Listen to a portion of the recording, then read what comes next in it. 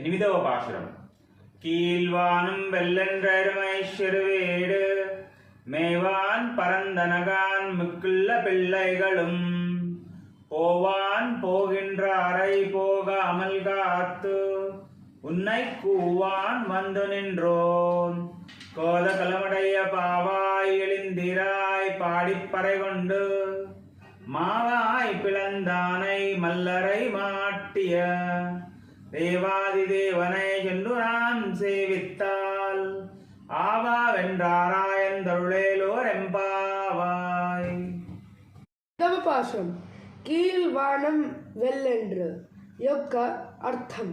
గోదాదేవి తన చెలికత్తెలను ఉద్దేశించి తెల్లవారుజామున ఆకాశం తెల్లబడిందని, ఆవుదూడలు అటూ ఇటూ పరిగెత్తుతున్నాయని, పక్షులు కిలకిలమంటున్నాయని, దీనిని చూసి కూడా ఇంకా నిద్రపోతున్నావేమి అని మేలుకొలుపుతుంది.